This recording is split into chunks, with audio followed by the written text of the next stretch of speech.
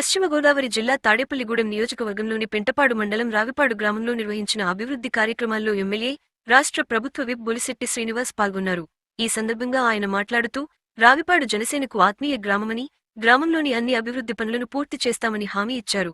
కూటమి ప్రభుత్వం గ్రామాభివృద్ధికి ప్రాధాన్యం ఇస్తోందని, CM Chandrababu Naidu, deputy CM Pawan Kalyan నాయకత్వంలో రాష్ట్రం అభివృద్ధి దిశగా ముందుకు సాగుతోందన్నారు.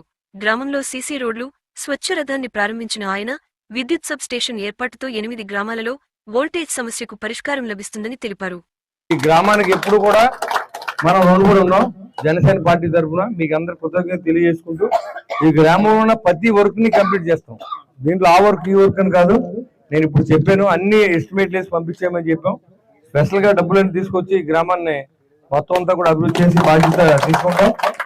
ఓ పక్కన మనగా కూటమి ప్రభుత్వం వచ్చిన తర్వాత చంద్రబాబు నాయుడు గారు సారథ్యంలో నా అనుభవంతో, అదేవిధంగా పవన్ కళ్యాణ్ గారు నిజాయితీగా అన్ని పల్లెటూరుల్ని కూడా బాగు చేయాలనే ఉద్దేశంతో భారతదేశంలో 24వ స్థానంలో ఉన్న ఆంధ్ర రాష్ట్రాన్ని 1వ స్థానంలో తీసుకొచ్చి ప్రతి పల్లెటూరుని పట్టుకొమ్మలుగా చేయాలని పనిచేసే వ్యక్తి పవన్ కళ్యాణ్ గారు. ఆయన వల్లే మన ఈ గ్రామాల్లో మరి తలెత్తు తిరగలుగుతూ ఉన్నాం. మేము నిజంగా ఎమ్మెల్యేలు తిరుగుతూ ఉంటే ఈరోజు మరి ఎన్ఆర్ఈజీఎస్ నిధులు ఇప్పుడు విబి రామ్జీగా మార్చారు కేంద్ర ప్రభుత్వం. మరి దాన్ని ఆ డబ్బులతో మనం పనిచేసి ప్రజల దగ్గరికి వెళ్ళి మేము పనిచేసామని చెప్పుకునే అవకాశం ఇవాళ ముఖ్యమంత్రి గారు కానీ, ఉప ముఖ్యమంత్రి గారు కానీ, అదేవిధంగా పంచాయతీరాజ్ శాఖ మంత్రులు కాకుండా ఇంకా ఇక్కడ ఉన్న అధికారులు అందరూ కూడా మనకి ఒక టీం వర్క్ జరుగుతోంది కాన్స్టిట్యున్సీలో. ఇది అభివృద్ధి చెందుతుందంటే రాజకీయ నాయకులు ఒక్కళ్ళే కాదు, ఇటు ప్రజలు సహకరించాలి, అదేవిధంగా అధికారులు కూడా సహకరించాలి. మనం ఎదుగున్న మాట ఇచ్చి రేపు పొద్దున్న ఇక్కడి నుంచి వెళ్ళిపోయిన తర్వాత వెళ్తే కుదరదు. ఇక్కడ ఖచ్చితంగా రిజల్ట్ మళ్ళీ అడుగుతాం మనం. మరి ఈ గ్రామం నడపడానికి ఒక నెలకి సంక్షేమ పథకాల కింద దాదాపుగా 21,73,000 రూపాయలు ఓన్లీ పెన్షన్లే ప్రభుత్వం ఇస్తూ ఉంది. ఆ విషయాన్ని మనం ప్రజలకు తెలియజేయాలి. ఇవాళ సంక్షేమం లేదు, లేకపోతే జగన్మోహన్ రెడ్డి ఇవాళ మొసలి కన్నీటి కారుస్తూ అలవాటు ఆయనకి. సవాల్ జరిగితే రాజకీయం చేయడం, ఎవరో తిట్టి మతాల వెనకాల కులాల వెనకాల వెళ్ళిపోవడం, అందరినీ విడదీయడం, ఇలాంటి ఆలోచన ఉన్న వ్యక్తి, క్రిమినల్ మైండ్ ఉన్న వ్యక్తి. ఇవాళ మీరు అధికారంలో ఉన్నప్పుడు ఏ రైతుని ఆదుకోలేదు. ధాన్యం తోలితే డబ్బులు ఎప్పుడవుతో తెలియదు, ఏ మిల్లికి వెళ్ళాలో తెలియదు, మిల్లికి వెళ్తే దింపుకుంటాడో తెలియదు. ఒక్కో మిల్లోడు 25,000 30,000 తీసుకున్న రైతులు నా దగ్గర చాలా మంది ఆ రోజు వాపోయినప్పుడు కూడా నేను ఈ విషయాన్ని చెప్పదలుచుకున్నాను. ఇవాళ ప్రభుత్వం ఇంత కష్టపడుతూ ఉంటే ఇవాళ రైతులను ఆదుకుంటానని గోపాలపురం వస్తూ ఉన్నాడు. అది చూడండి ఆయన పరిస్థితి ఎలా ఉందో. ప్రజల్లో ఏదో రకమైన రాజకీయం చేయాలి, చంద్రబాబు నాయుడు గారి మీద బురద చల్లాలి, లోకేష్ గారి మీద బురద చల్లాలి. ఇవాళ వాళ్ళు నిన్న రౌండ్ టేబుల్ సమావేశం పెట్టారంట. దాంట్లో లోకేష్ గారిని అర్జెంట్ గా రిజైన్ చేసేయాలంటారు. మీరు రాజకీయ నిరుద్యోగులుగా ఉన్నారు, మీకు పదవి లేదు, ప్రజలు ఎన్నుకోబడలేదు, తిరస్కరించబడిన నేతలు మీరందరూ. ప్రజలు ఎన్నుకోబడిన నేతల్ని మీరెవరో ప్రజలు దిగిపోమంటే దిగిపోతారు. మీకేంటి సంబంధం? మీరు అభివృద్ధిలో సహకరించరు, పనిచేస్తే విమర్శించారు, ఎందుకు దిగిపోవాలి? ఇవాళ ధాన్యం రైతులు డబ్బులు ఇస్తాం దిగిపోవాలా? లేకపోతే పోలవరం ప్రాజెక్టు వచ్చే సంవత్సరం ప్రజలకు అంకితం చేసినట్టు దిగిపోవాలా? విశాఖ స్టీల్ ప్లాంట్ అమ్మేసుకుంటానంటే ఆపి ప్రజలకు అంకితం చేసినట్టు దిగిపోవాలా? లేదా భోగాపురం ఎయిర్పోర్ట్ ఇచ్చినందుకు దిగిపోవాలా? అమరావతి నగర చేతనం దిగిపోవాలా? రాష్ట్ర ప్రజలకు 6 ప్యాక్లు ఇస్తానని ఆయన ఇచ్చిన దిగిపోవాలా? పల్లెటూరులన్నీ అభివృద్ధి చేతన ఉప ముఖ్యమంత్రి గారి పరిపాలన బాగోలేదు దిగిపోవాలా?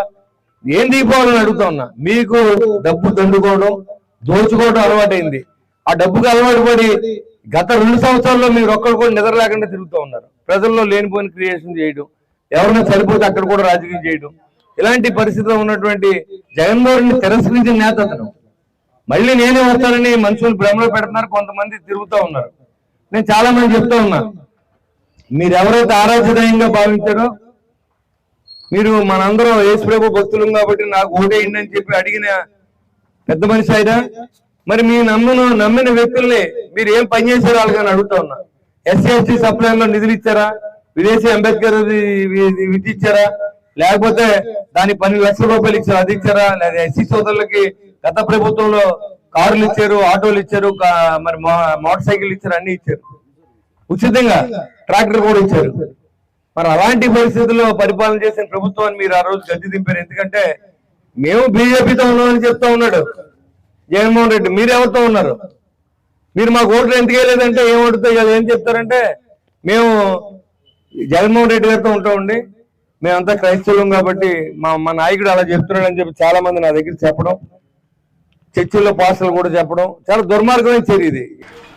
ఇవాళ ఈ స్వచ్ఛ రథాన్ని రావుపాడు గ్రామ పంచాయతీ గిఫ్ట్కి ఇవ్వడం, మరి మనకి ట్రాక్టర్ అయితే ఉంది, మరి ఆటో కూడా అన్ని సందులో కూడా ఇలాగా రేపుతున్న చెత్త అనేది రోడ్డు మీద తెచ్చి పాడేసే విధంగా లేకుండా మన మోడీ గారు చెప్పినట్టు ఎక్కడైనా సరే స్వచ్ఛ భారత్ని ముందుకు తీసుకెళ్ళేలాగా ఈ స్వచ్ఛ రథాన్ని ఇవాళ ప్రారంభించడానికి, అలాగే రోడ్డు ప్రారంభించడానికి, అలాగే మనకి కాలువ